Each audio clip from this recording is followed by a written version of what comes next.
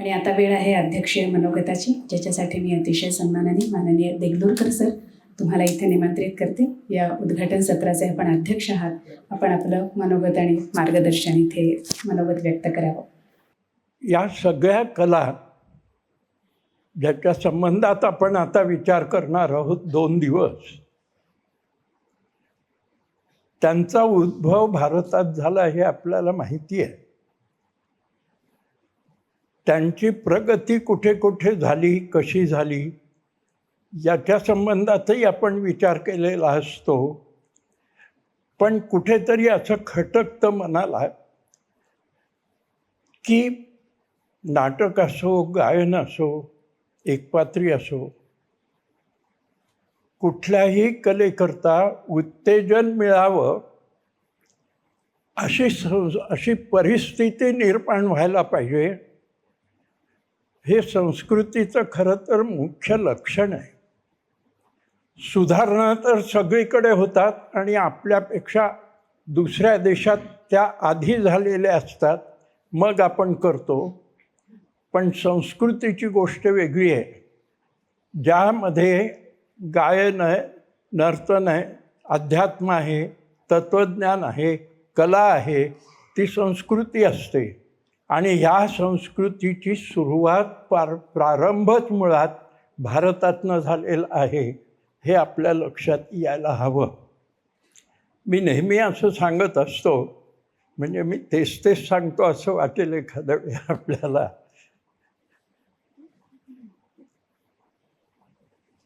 पाणी नदीचं वाहत चाललेलं आहे. मी 80 वर्षापूर्वीची गोष्ट सांगतोय तुम्हाला, जेव्हा नदीचं पाणी स्वच्छ असायचं, पोहून झाल्यावर आम्ही ते पाणी प्यायचो. आता असं पहा, एक ओंजळभर पाणी मी प्यालो, मला असं वाटतं की अजून एक ओंजळभर प्यावं. पण तेच पाणी असतं का हो?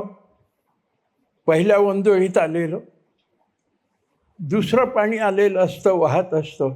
कलांच्या बाबतीत ही गोष्ट आपण महत्त्वाची लक्षात ठेवली पाहिजे की कला निर्माण झाल्या, पण त्या वाढत गेल्या, प्रगत होत गेल्या, अद्ययावत होत गेल्या. तर उदाहरण द्यायचं झालं तुम्हाला तर चित्रकलेचं घ्या. चित्रकलेमध्ये भीमबेटका जे 10-15 हजार वर्षापूर्वीची चित्रकला आहे, तशी चित्रकला आता निर्माण झाली की आम्ही म्हणतो मॉडर्न आर्ट आहे. पण तेव्हापासून आमच्याकडे चित्रकलेची षडांग या सगळ्यांचा शास्त्रीय दृष्टीनं आम्ही विचार केलेला असतो. संगीताच्या बाबतीत असंच मला सांगावं असं वाटतंय. पण 2 गोष्टी मी आपल्या नजरेला आणून देऊ शकतो. एक गोष्ट अशी,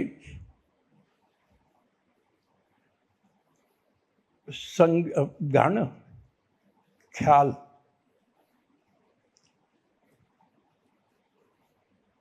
देवगिरी पडली जेव्हा, तेव्हा तिथल्या मोठ्या गवयाला पकडून नेलं दिल्लीला. तो पहिला ख्याल गायक आहे. आणि ती कला अमीर खुसरोने चोरली. आणि आम्ही असं म्हणतो की नाही, ख्याल गायन अमीर खुसरोने तयार केलं.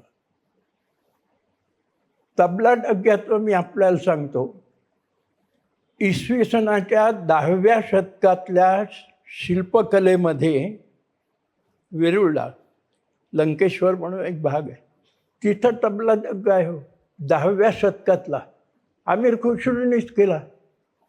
हे आम्ही किती दिवस पाहत राहणार? एक ह्या संस्कृतीचं महत्त्व. नृत्यकला आहे. मोहनजोदाडोमध्ये, म्हणजे जवळजवळ आजपासून 6000 वर्षापूर्वी नृत्य करत असलेली एक स्त्री आम्हाला उत्खननात मिळाली. ती विलंबित नृत्य करते हे लक्षात येतं आमच्या. शिवाचे 108 तांडव प्रकार आहेत, त्या कितीतरी प्रकारांचं शिल्पीकरण झालेलं आहे. पण आम्ही पाश्चात्य देशातनंच कित्येक कला आमच्याकडे आल्या असं समजतो, किंवा त्या आत्ता आमच्या आयुष्यात आल्या असं समजतो. मुळात सगळ्या कला, मी आत्ता ज्या म्हणालो 64बद्दल मी बोलत नाही, पण सगळ्या कला भारतात निर्माण झालेल्या आहेत. भारतातनं त्या चोरल्या गेल्या, त्या पुन्हा आमच्याकडे आल्यावर आम्ही त्याचं श्रेय त्या लोकांना देतो. पुण्यातल्या विद्वान मंडळींनी इकडे लक्ष द्यायला पाहिजे असं मला वाटतं. काय ह्या कुठल्याही कलांमध्ये मी बसत नाही, म्हणून बहुतेक मला अध्यक्ष केला असेल मी कमी बोलावं म्हणून. एकदा असं झालं, वामनराव चोरघड यांचा एक 75वा वाढदिवस होता. नागपूरचे वामनराव चोरघड हे कथालेखक, पण आपल्याला हे माहीत नसेल की 3.5 शहाण्यापैकी 1 शहाणे चोरघड आहेत. म्हणजे पुण्यात शहाणे खूप आहेत, पण असो.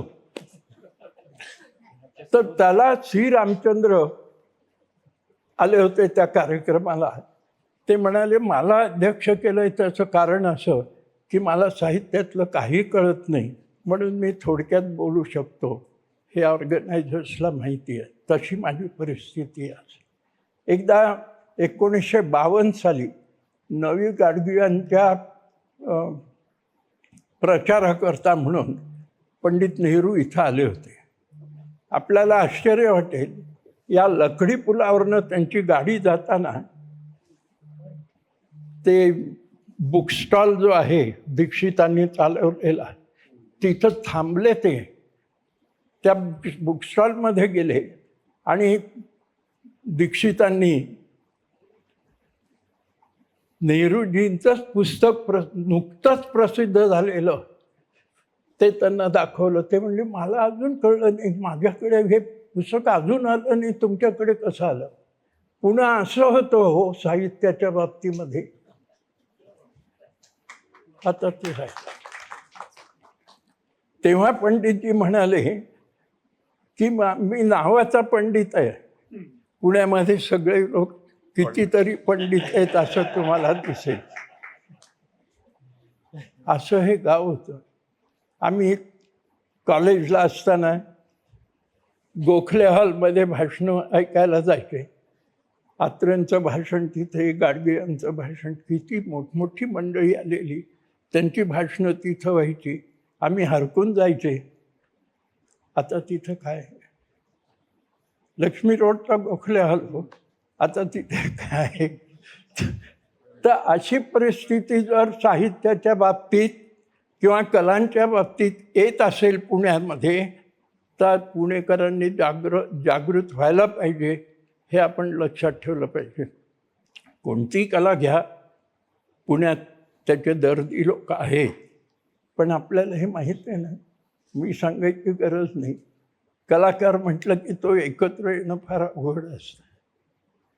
आज कसे काय आले मला माहीत नाही, पण ते थोडी अवघड गोष्ट आहे. ही मंडळी सगळी एकत्र जर आली आणि पुण्याला सांस्कृतिक राजधानी करायचं किंवा महत्त्वाचं केंद्र करायचं ठरवलं, तर ते तसं अवघड आहे असं मला वाटत नाही.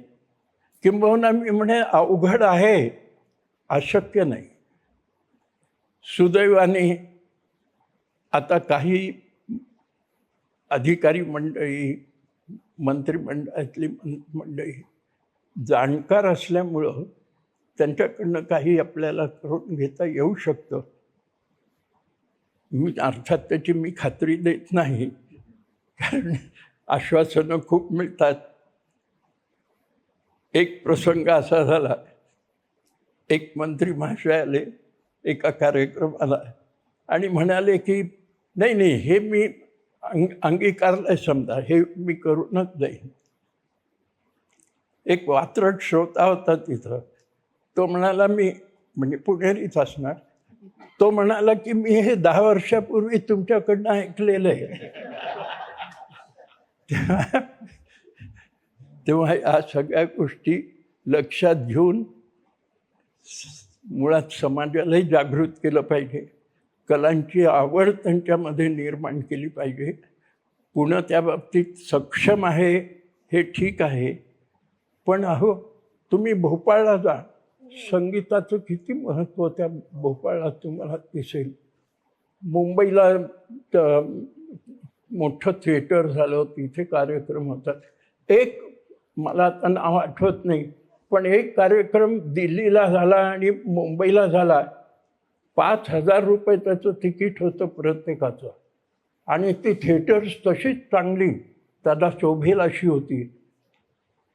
ती हिंदीतनं कार्यक्रम झाले, उर्दूतनं कार्यक्रम झाले, मराठीतनं कार्यक्रम असे जेव्हा होतील तेव्हा मला असं वाटतं पुण्यामध्ये, तेव्हा मला असं वाटतं की पुणे आता योग्य आहे सांस्कृतिक केंद्र महत्त्वाचं ठरायला, पण ते व्हायला पाहिजे, ते सगळ्यांनी मिळून करायला पाहिजे. सगळेजण विचारात पडलात का की हे कसं होईल, कोण करील? होईल. आपण नक्की प्रयत्न केला, ही महत्त्वाकांक्षा आपली पुरी होऊ शकते. आणि थिएटर मोठं बांधणं हे पुण्यातल्या बांधकामकर्त्याला काय अवघड आहे का? तेही मला असं वाटत नाही की ते अवघड आहे, सहज होईल. पण त्याच्यामागं समाज उभा राहायला पाहिजे, आणि समाज उभा राहील तेव्हा पुन्हा उभारून येईल. मला असं वाटतंय मी जी सुरुवात केली होती की मला काही येत नाही म्हणून मी बोलावलं, ते मी खरं केलं पाहिजे. पण तुम्हाला एक गोष्ट सांगतो की सगळी शास्त्र, सगळ्या कला यांची निर्मिती आम्ही केलेली आहे. कोणतीही कला तुम्ही घ्या, पण त्या कला ज्या निर्माण झाल्या त्या आम्ही अहंकार सोडून देवतेकरता म्हणून त्या आम्ही उपयोगात आणलेल्या आहेत. नृत्याचे अरंगनेत्रम असतं. नृत्य सुरुवातीला मंदिरातच होत असे, तिथं रंगशिलेची योजना असे. प्रवचन, कीर्तन मंदिरात व्हायचे आणि तिथं रंगशिला तयार असे. त्यांचं शिल्पीकरण झालेलं तुम्हाला दिसेल. नाटकं आता हे लोकनाट्य आपण म्हणतो, त्याची सुरुवात कितीतरी काळाच्या आधीपासून झालेली आहे. कोकणात गेलात तर तुम्हाला काही त्याची कल्पना येऊ शकेल. मला असं वाटतं की ह्या परंपरा ज्या सुरू झाल्या आपल्याकडे, त्या परंपरा टिकल्या पाहिजेत, वाढवल्या पाहिजेत. त्याच्याकरता एकत्र आपण आलं पाहिजे, हे आपल्याला लक्षात घेतलं पाहिजे. आपण एकत्रपणे काम केलं पाहिजे. दबाव आणला पाहिजे सरकारवर, शासनावर, तर त्या गोष्टी होऊ शकतात. पण दबाव आणायला एकत्र आलं पाहिजे असतं. जी गोष्ट पुण्यात सगळं काही होईल मनात आलं तर, मग एकत्र येणं महत्त्वाचं आहे, ते अवघड आहे. तो विचार आपण आधी केला पाहिजे, आणि तसं झालं तर उभारून येईल. मला आपण इथं बोलावलं, पश्चाताप नाही ना झालं तर बोलावलं.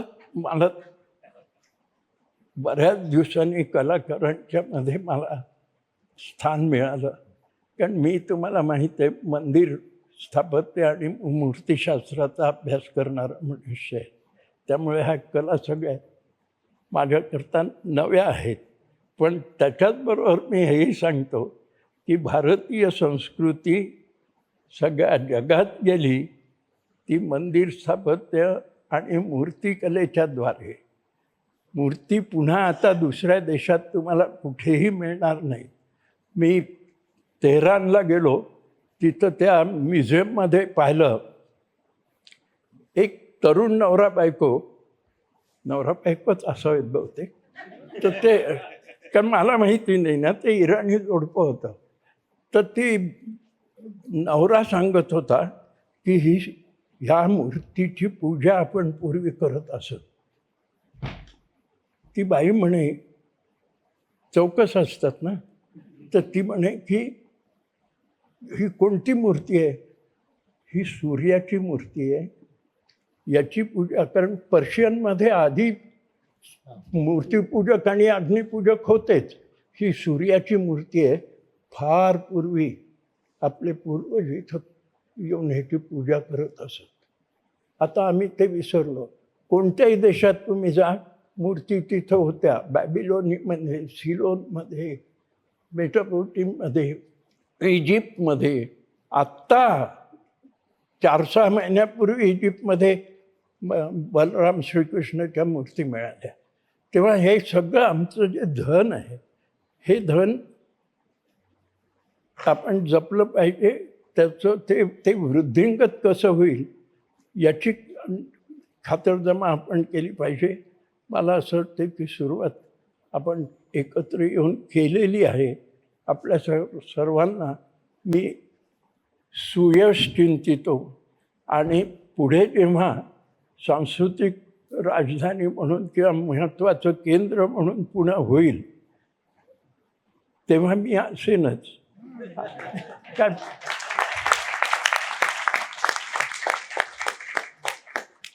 93 म्हणजे काही फार नाही हो, सहज मी राहू शकतो.